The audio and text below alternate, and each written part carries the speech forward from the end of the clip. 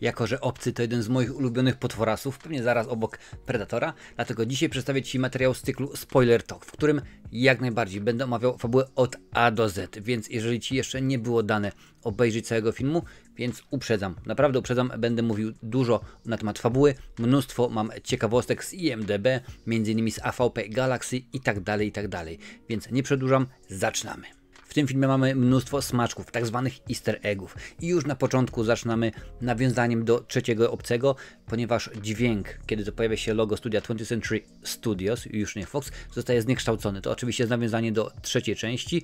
Później komputer się wybudza, matka Mother, oczywiście Mother 9001, co nie tylko wizualnie, ale i również dźwiękowo jest nawiązaniem do pierwszego Obcego, kiedy to właśnie matka również wybudza naszych pasażerów statku Nostromo, aczkolwiek ponieważ jest to 9001, może to być również nawiązanie do HAL 9000 z 2001 Odyseja Kosmiczna Stanleya Kubricka, więc tak może być, ale możliwe, że to już jest moja nadinterpretacja. Otóż okazuje się, że znaleziono wrak statku Nostromo, wiadomo oczywiście, że uległ on autodestrukcji w pierwszej części i co znaleziono jeszcze dokładnie tego samego jedynego Obcego, którego Ripley w pierwszej części wystrzeliła w kosmos. Jest on zamrożony, więc wciągają go na swój statek. No jak się łatwo można domyśleć, Weyland-Yutani, bo oczywiście o tej firmie mowa, chcą użyć, nie po raz pierwszy, jak najbardziej w serii o Obcym, chcą użyć właśnie ksenomorfa, ażeby wypróbować i zrobić z niego broń, zrobić z niego cokolwiek, co może się nadawać do sprzedaży, do użycia i tak dalej, bo rzeczywiście wiadomo, że ta firma mnóstwo ma pomysłów, mnóstwo ma wynalazków. Pierwotnie ten film, czyli Obcy Romulus, miał się pojawić na platformie Hulu, ale jakiś czas temu właśnie Disney na platformę Hulu, ponieważ w Ameryce Disney ma, oprócz tego, że jest Disney Plus, jest również Hulu. Mają te dwie platformy, na Europę jest tylko i wyłącznie Disney, więc w Ameryce miała być premiera na Hulu, a w Europie na Disney Plus, ale jakiś czas temu wypuścili Predatora Prey i tamten film sobie rewelacyjnie poradził. Bardzo dobre były oceny krytyków, mnóstwo było, no tak jak obliczają oczywiście studia, jeżeli chodzi o platformę VOD, czyli mnóstwo było łapek w górę, mnóstwo nowych subskrybentów, którzy przyszli na platformę tylko i wyłącznie po to, żeby ten film obejrzeć, mnóstwo godzin wyświetleń i tak dalej, pluli sobie w brodę, że Predator Prey nie wszedł do kin i stwierdzono w czerwcu 2023 roku, że tak, Alien Romulus, Obcy Romulus jednak nie będzie pokazywany na platformie VOD na początku, nie tam będzie premiera, a sprzedany film będzie i wyświetlany w kinach. I to był jak najbardziej strzał w dziesiątkę. Dobra, lecimy dalej. Od razu poznajemy część naszych głównych bohaterów. Są to Andy i Ray. Znajdują się oni w kolonii Jacksona, firmy Weyland-Yutani. Oczywiście, że tak. Tam firma Weyland-Yutani niemalże wszystko ma. Nawet w pewnej scenie będzie pokazane tak jak najbardziej, jak główni bohaterowie popijają sobie piwko Aspen. Dokładnie jest to samo, które popijają sobie główni bohaterowie Obcego, 8 pasażera Nostromo, a no oczywiście, że tak, dobrze się domyślasz, browar ten jest wytwarzany przez Weyland-Yutani. W jednej ze scen również możemy zobaczyć ptaszka pijącego w wodę i jest to również nawiązanie do oryginału, więc rzeczywiście tego jest mnóstwo, tego jest rzeczywiście wszystkiego bardzo dużo. Za chwilę dowiemy się oczywiście, że Andy jest cyborgiem, właściwie sztucznym człowiekiem, bo on takie woli określenie, podobnie zresztą jak Bishop z drugiej części. Ta sama zasadność, bo akurat jest to biały płyn, no wiemy oczywiście od Lensa Hendricksena, że do kręcenia filmu użyto mleko, więc tak samo jak on, jak Ash, czyli Ian Holm z pierwszej części, jest on sztucznym człowiekiem. Wkrótce Rain dostaje telefon, dostaje wiadomość przez komunikator, że jej, powiedzmy, były facet z załogą ma pomysł, jak się wydostać z tej kolonii, bo oczywiście firma Weyland-Yutani odmówiła jej, mimo że wypracowała odpowiednią ilość godzin, dni i była w tej kolonii tyle, ile powinna być. Okazało się, że wiesz co, ale jednak nie, bo okazało się, że masz 12 000 przepracowane, ale guzik naciśnięty, ale w tym momencie jest 24, musisz jeszcze troszeczkę poczekać, więc popracować. Okazuje się, że gdzieś nad ich głowami znajduje się jakiś stary, nie wiadomo o co w ogóle na początku przynajmniej chodzi, jakiś statek firmy Weyland-Yutani, który ma komory kriogeniczne, które pozwolą rzeczywiście, można je przetransportować na statek, który właśnie jej, powiedzmy, były facet posiada, no i będzie można spokojnie zapaść w kriosen i przelecieć właściwie do wymarzonego miejsca. Kiedy oczywiście zajeżdżają już na stację. Okazuje się, że no niestety nie mają one aż tyle paliwa, ażeby można było to zrobić. Trzeba znaleźć, bo oczywiście, że tak, gdzieś tu musi być jakieś inne laboratorium kryogeniczne czy coś. Musimy rzeczywiście coś wymyślić, znaleźć dodatkowe pokłady paliwa. W międzyczasie poznajemy innych bohaterów. Ekipa jest bardzo młoda. A czemu taka moda? Ponieważ to był reżysera pomysłu, Fede Alvareza. Pomysł na film Obcy skupiający się na młodszych postaciach został zainspirowany usuniętą sceną z Obcego 2. Oczywiście tego w reżyserii Jamesa Camerona, która została później przywrócona w edycji specjalnej. Fede Alvarez wyjaśnił. Jest moment, w którym widzisz grupę dzieci biegającą po korytarzach tej kolonii i pomyślałem, wow, jakby to było dla tych dzieci dorastać w kolonii, która potrzebuje jeszcze 50 lat, aby się terraformować. Oczywiście mowa w tym przypadku o LV-426. Pamiętam więc, że pomyślałem, jeśli kiedykolwiek opowiem historię w tym świecie, z pewnością zainteresuję się tymi dzieciakami, gdy osiągną wczesne lata 20. No i rzeczywiście tak to jest, tak to wygląda. No, wlatują oni na tenże statek, który się okazuje być stacją orbitalną, ale tam się dzieją ciekawe rzeczy. Kiedy nasi bohaterowie poruszają się po stacji, próbując właśnie znaleźć dodatkowe paliwo, oczywiście jest to Tyler, Bjorn i Andy.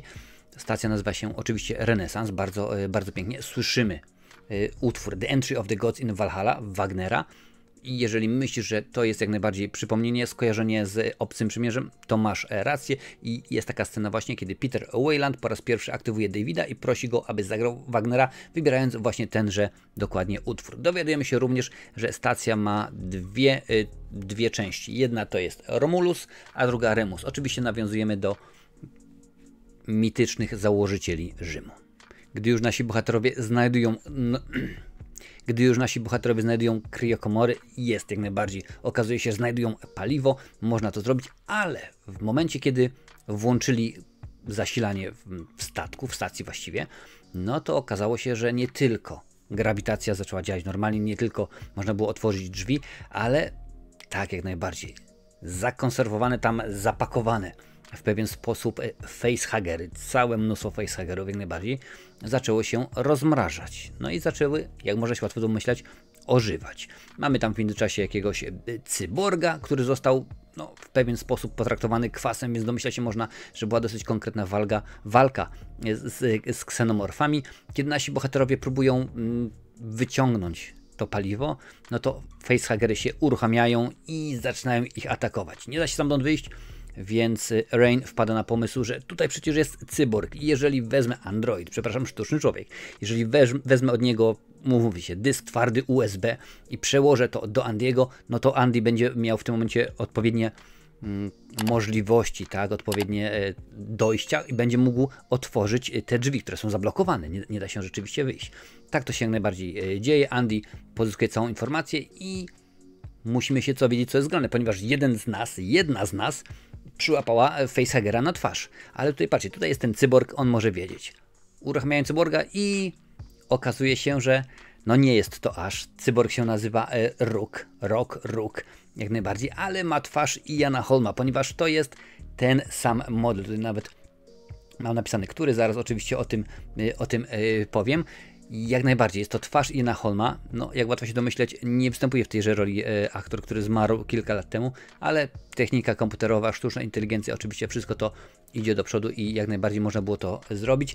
Syntetyczny Rook to Android Hyperdyne System 120-A łamane przez 2. Podobnie jak Ash w oryginalnym Obcym, jak wyjaśnił Bishop w Obcym 2, model A2 był znany z tego, że był trochę nerwowy i brakowało mu inhibitorów behawioralnych. Przepraszam za mój język. Z późniejszych modeli, które uniemożliwiały mu krzywdzenie ludzi lub pozwalanie im na krzywdzenie bez ingerencji. To wyjaśnia, dlaczego Rook wykazuje taką samą spokojną gotowość i łatwość poświęcania ludzi dla celów naukowych jak Ash. No i rzeczywiście w tym momencie nawiązuje się połączenie, powiedzmy internetowe pomiędzy Rookiem a naszym Andym, czyli naszym cyborgiem, co jest ważne. Po raz pierwszy Fede Alvarez złamał święte przykazanie Ridleya Scotta. Otóż do tej pory była ciągłość alfabetyczna. Zawsze było tak, że Android, począwszy oczywiście od Asha, był kolejną literą w alfabecie. Otóż Ash grany przez Iana Holma był w obcym, w drugiej części mieliśmy Bishopa, granego przez Lance Henriksena, był on również w trzeciej części, tam już troszeczkę zdewastowany. W czwartej części, czyli w obcym Przebudzenie, była Winona Ryder, która grała Kal, oczywiście przez C, w Prometeuszu i w Obcym Przymierzu mieliśmy Davida, granego przez Michaela Fassbendera, no i oczywiście też grał Waltera, no i teraz jest Andy, więc no nic wielkiego, a domyślam się, że Ridley Scott się musiał dosyć wkurzyć, no i ten film przełamuje tradycję nazywania androidów w kolejności alfabetycznej. Niby nic wielkiego, a na pewno książka jest taka, jeżeli chodzi o zasady Obcego. Jako że Navarro na twarzy ma założonego facehagera, postanowiłem zapytać Rooka, jak to możemy z niej ściągnąć. Nie ma takiej możliwości, ona już jest po prostu po drugiej stronie, ale wpadłem na pomysł, że gdyby zamrozić facehagera, no może się uda rzeczywiście go ściągnąć. Udaje się, ale niestety szanse są no, niekorzystne dla Navarro, po czym jak najbardziej, jak się możesz domyśleć, skoro coś może pójść źle, to pójdzie źle, jakby powiedział Murphy, wieczny optymista. Andy mówi, ok, dobra, w porządku, ja zrobię to, co powinienem, czyli zostawię tą Navarro na tej stacji, niech żyje, my sobie wrócimy z naszym statkiem, no ale jak łatwo się domyśleć, jej kolega nie jest tego samego zdania, więc bierze ją na ich statek, no, co dużo mówić, na pokład ich statku, zamykając właśnie pozostałych naszych gości na tejże platformie. W międzyczasie dowiadujemy się, że Key, jak to woli, jest w ciąży. No niestety jak najbardziej zdarza się. Bjorn najprawdopodobniej jest ojcem dziecka, no ale uciekają i co się dzieje na tym statku? No oczywiście, że tak. Obcy wychodzi właśnie z Navarro i jest to brutalna scena, naprawdę bardzo jest realistyczna. Po raz pierwszy tak realistycznie jest to pokazane. Nie było tak w oryginale, nie było tak nawet w Obcym kontra Predator i pozostałych. Rzeczywiście jest to dosyć hardkorowa scena. No i przy okazji odłączają się od stacji Renesans. Mają odlecieć, ale no, po tym jak Obcy wyskakuje z Navarro, wbijają się do hangaru. I teraz jest właśnie jedna sprawa. No to musimy się tam dostać, ponieważ ten statek jest no, nieuszkodzony. Możemy wsiąść do niego, możemy odlecieć. No ale jak to właśnie zrobić? Dobre pytanie. Nasi bohaterowie znajdują jak najbardziej. Jest droga do hangaru, no ale okazuje się, że no niestety jest zablokowana. Krótko mówiąc, w jednym przedziale jest mnóstwo facehagerów. No i co tutaj rzeczywiście teraz zrobić? No nic się nie da. Można by pomyśleć, ale Andy ma pomysł. Otóż, mówiłem, on jest synchronizowany w tym momencie z Rockiem, do tego zaraz wrócę, ale mówi, że no, facehagery reagują nie na ruch jako taki, tylko na temperaturę, na hałas, na dźwięk. Więc jeżeli byśmy podnieśli temperaturę w tym pomieszczeniu, gdzie one są, do temperatury waszych ciał, no bo nie jego oczywiście, no to nie powinno być was widać. Więc to całkiem sensownie brzmi. No, brzmi sensownie, ale biorąc pod uwagę, że w tym pomieszczeniu jest temperatura, kiedy otwieramy te drzwi, według mnie na logikę, oczywiście temperatura powinna się zmienić. No tak akurat tutaj oczywiście nie jest. W międzyczasie, kiedy czekają, ażeby się podgrzała temperatura, Rook telepatycznie, no bardziej przez Wi-Fi czy internet, jak to woli, wzywa Andiego do siebie i mówi, jakie masz główne dyrektywy?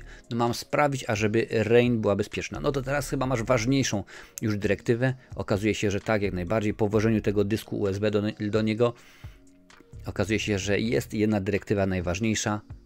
Firma Weyland Yutani. Zrobić to, co najważniejsze dla firmy. Dodatkowo pojawienie się Rooka, czyli Iana Holma w tym filmie, był to pomysł Ridleya Scotta.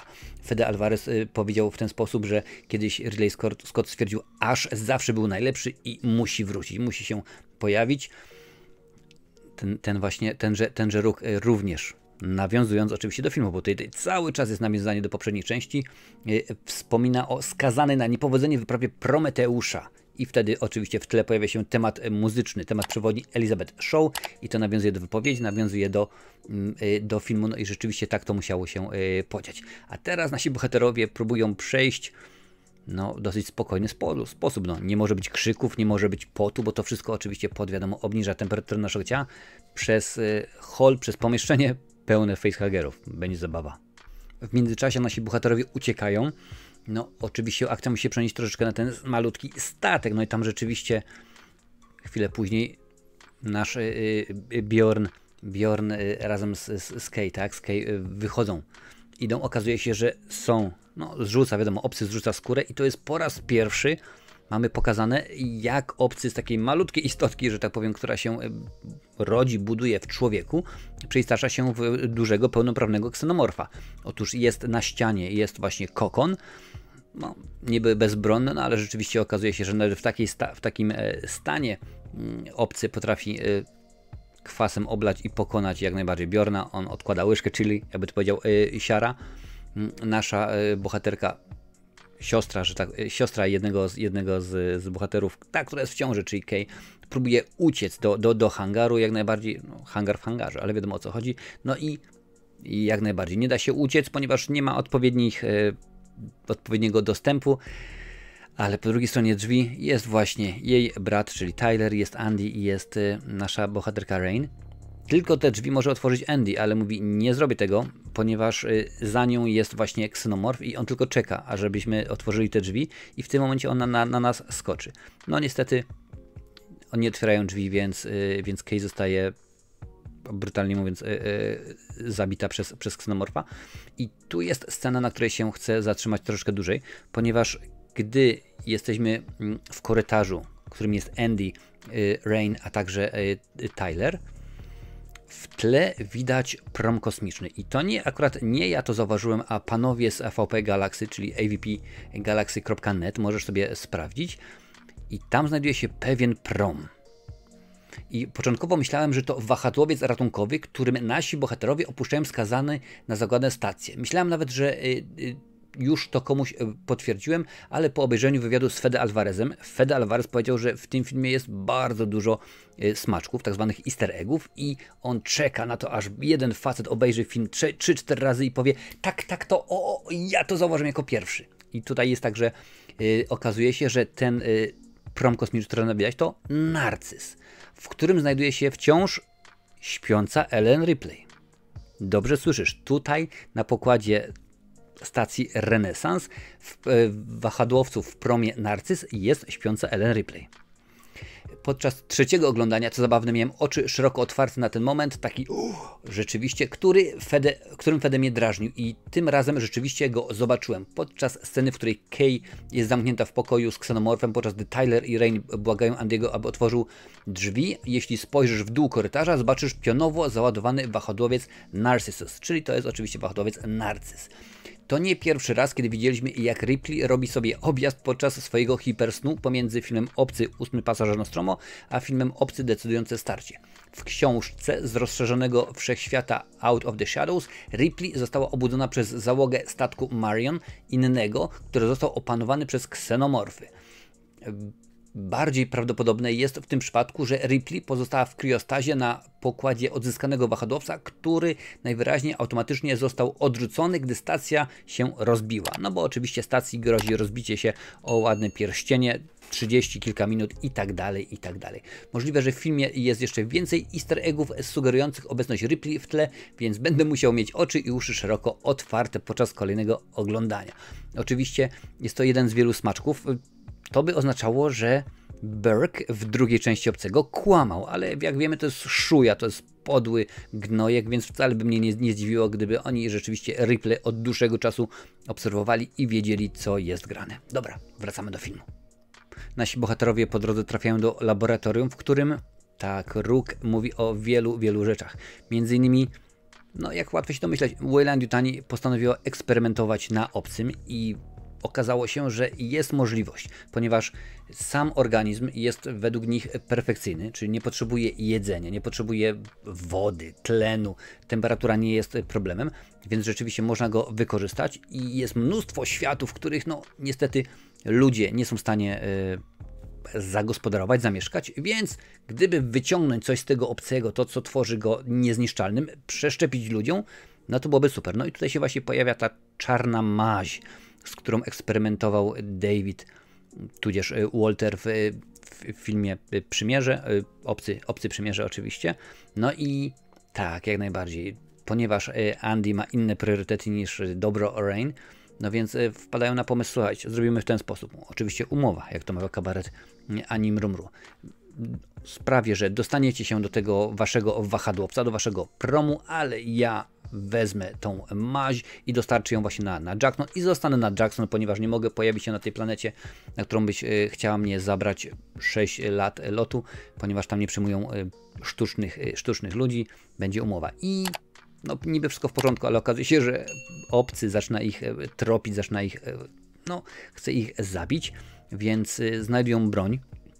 Oczywiście jakieś tam lasery, jakaś broń pulsacyjna i tutaj mamy scenę, która jest żywcem wyjęta z drugiego obcego. Jeżeli pamiętasz, jest taka jedna scena, kiedy to Hicks, grany przez Michaela Biehna, uczy Ellen Ripley, jak posługiwać się karabinem. Dokładnie identycznie ta scena wygląda tutaj i rzeczywiście jest to w ten sposób zrobione. Dodatkowo, nawiązując do gry Alien Isolation, w kilku ujęciach w tym filmie widać telefony alarmowe, którą pełnią funkcję zapisu właśnie w tejże grze. Podobnie jak w grze, są one zazwyczaj znacznikiem, że wydarzy się coś strasznego. Więc rzeczywiście kolejne oczko puszczone do fanów gry i akurat bardzo mi się to podoba. W międzyczasie matka mówi, że zostało do uderzenia 30 minut do końca, do momentu, kiedy nasza stacja uderzy właśnie w pierścień, kiedy zostaje zniszczona i ponieważ jest to w czasie rzeczywistym, tak było zresztą, taki motyw był zastosowany bodajże w pierwszym albo w drugim Obcy, zostało 30 minut do końca filmu. Także rzeczywiście specjalnie Fede Alvarez po raz wtóry składa ukłon. No oczywiście nic nie może iść po myśli naszych bohaterów. Korytarz, który muszą przejść, no to jest krótko mówiąc ul, tak? Jest cały zabudowany właśnie obcymi, no i jest problem. Mają szukać innej drogi, no ale w tym momencie słyszymy jak Kay krzyczy. Okazuje się, że jednak obcy nie zamordowali jej, nie zabili, tylko ją porwali, a po to oczywiście, żeby posłużyła jako osoba, jako człowiek, w którym będzie złożony jaja przez facehugera, więc krzyczy, biegnie, no oczywiście, że tak, ponieważ jest głośno, ksenomorfy to wszystko słyszą i jest dosyć hardkorowa jazda. Andy zostaje uderzony i wpada powiedzmy w jakiś tam szok, trzeba go zresetować, co już miało miejsce oczywiście wcześniej w tym filmie. Tyler jest porwany przez ksenomorfy. Mamy tutaj scenę, kiedy właśnie blisko twarzą w twarz staje z obcym. Nawiązanie do trzeciej części, a także nawiązanie oczywiście do filmu Obcy kontra Predator. Domyślam się, że nie celowo do Obcy kontra Predator, bardziej do trzeciej części Obcego, ponieważ Ridley Scott sam stwierdził, że Obcy kontra Predator, a także Obcy kontra Predator Requiem to nie jest kanon, tych filmów w ogóle nie ma, więc Fede Alvarez musiał w pewien sposób słuchać się Ridleya Scotta, tym bardziej, że on był producentem tegoż filmu.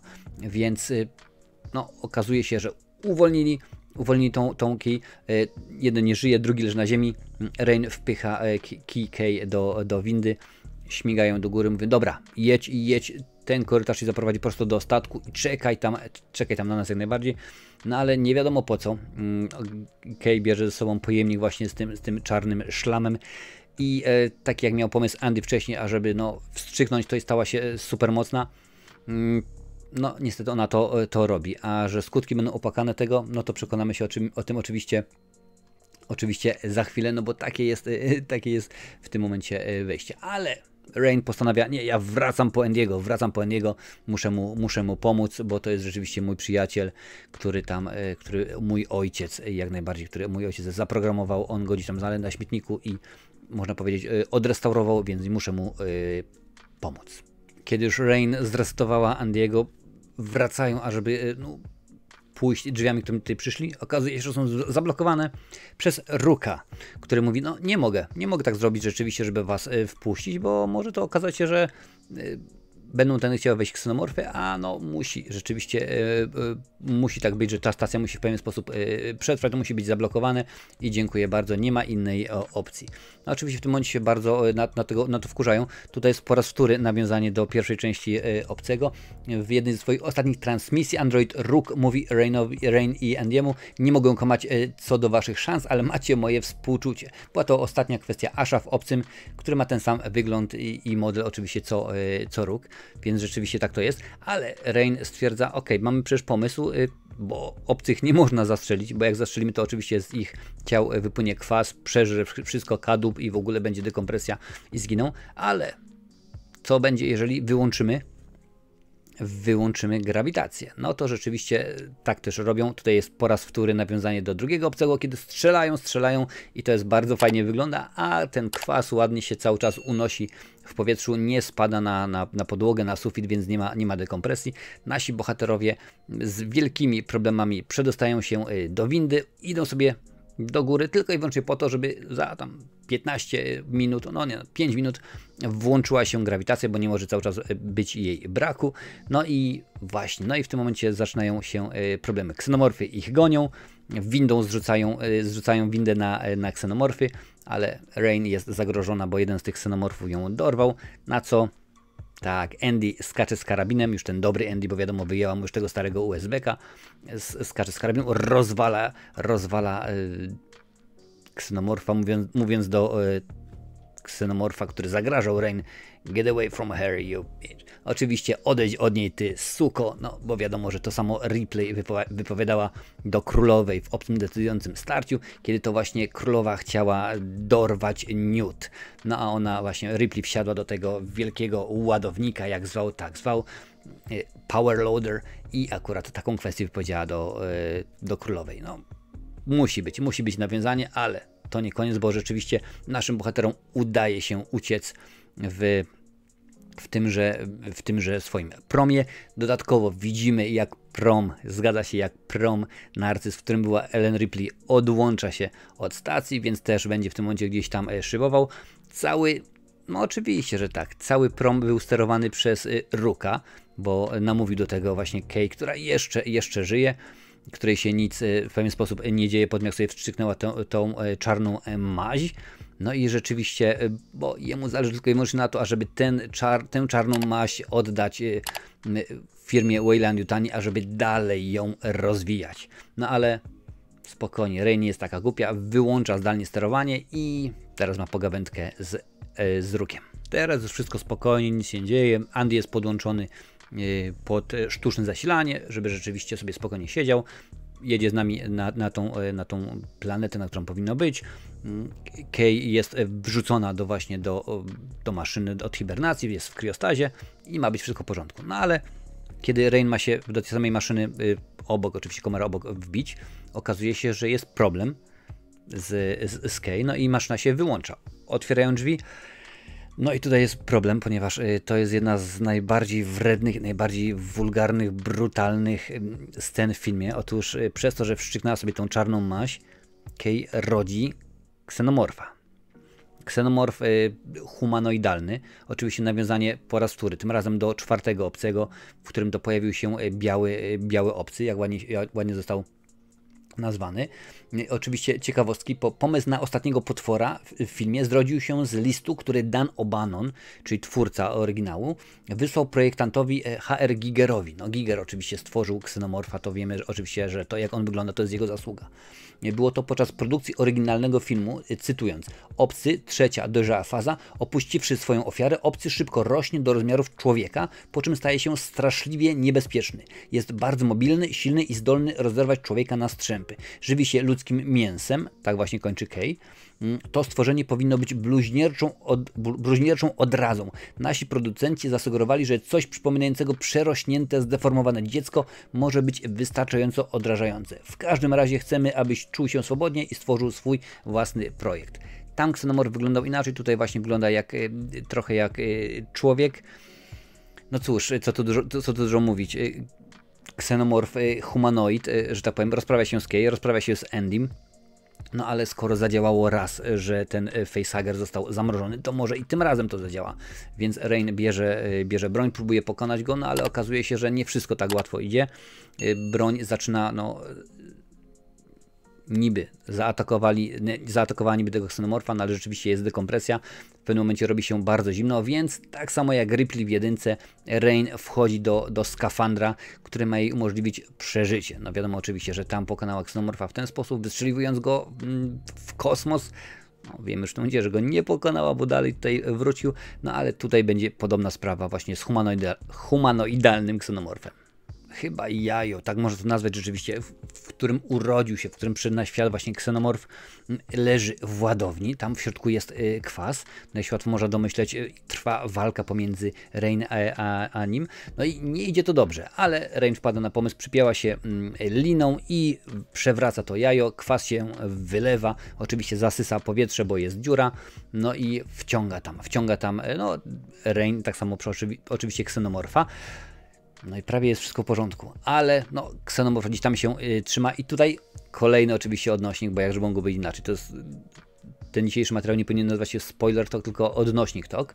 Po tym jak humanoid ksenomorf próbuje rozbić hełm Rain, na krótko widać jak patrzy w róg szkła z zewnątrz. Przez kilka sekund można dostrzec niesamowite podobieństwo do okładki Alien Isolation. No i oczywiście to nie jest jak najbardziej jakiś tam wymysł, tylko tak musiało być jak najbardziej. Udaje się Rain go pokonać, zrzuca całą tą ładownię, on tam spada. Oczywiście w otchłań, a to rzeczywiście jest... No dobrze, no nieważne, niech będzie w ten sposób, że próżnia to jest otchłań. Andy jest posiekany, ale będzie z nim coś w porządku. Okazuje się, że ona, czyli Rain, postanawia dokonać nowego zapisu, czyli dać mu nowe dyrektywy i kiedy mówi mu nowe dyrektywy, mówi zapisz, on zapisuje i w tym momencie dokładnie słychać dźwięk zapisu z gry Alien Isolation, czyli po raz wtóry. Film kończy się tym, że Rain mówi kilka słów do dziennika pokładowego i jeżeli myślisz, że to już jest koniec nawiązań, to oczywiście, że nie, w którym ona oczywiście wyjaśnia, że jest ostatnim członkiem, który przeżył statek, właściwie katastrofę statku, podobnie jak na końcu filmu Obcy, gdzie Ripley zapisuje podobny dziennik. Wiele lat później Sigourney Weaver ponownie zapisuje słynny dziennik na początku gry Obcy Izolacja. Więc oczywiście tak to rzeczywiście jest. Oczywiście rzeczywiście pięknie to jest powiedziane. Film zawiera odnośniki, jeżeli jakieś przegapiłem, to tutaj mam teraz spisane większość do niemalże każdej części. Otóż Obcy, proszę bardzo, znaleziony wrak zarówno Nostromo, jak i Ksenomorfa, a róg ma ten sam typ i budowę co Ash. Druga część Obcego to bitwa na karabiny pulsacyjne w Ulu. Obcych z wieloma ksenomorfami, podobnie jak Bishop, Andy woli określenie sztuczna osoba i używa słynnego cytatu Ripley, odejdź od niej, suko. A na dodatek Hicks uczył Ripley, jak posługiwać się bronią. Tutaj rzeczywiście też mamy tą scenę. Obcy 3 to już Obcy zbliża się na kilka cali do twarzy Rain, a fanfary 20th Century Studios na początku zostają zniekształcone w podobny sposób. Obcy Przebudzenie, czyli czwarta część, między innymi oprócz tego, że Sigourney Weaver, to jeszcze Winona Ryder i Ron Perlman. W finale pojawia się nowonarodzona hybryda obcego człowieka, który jest wrogi nawet wobec własnej matki. Prometeusz to czarny mutagen powraca, a wyjaśnienie Ruka na jego temat wyraźnie odnosi się do misji Prometeusza, inżynierów i Dr. Shaw, oczywiście w roli Dr. Shaw Naomi Watts. Alien Covenant to jest mutagen, został wyekstrahowany, oczyszczony i poddany eksperymentom, tworząc ksenomorfy, jak to właśnie robił właśnie sztuczny człowiek w tamtym filmie, ze znacznie skróconym cyklem wzrostu i zwiększoną zdolnością leczenia, dość podobną do protomorfa. Więc jak widzisz, tego było bardzo, bardzo dużo.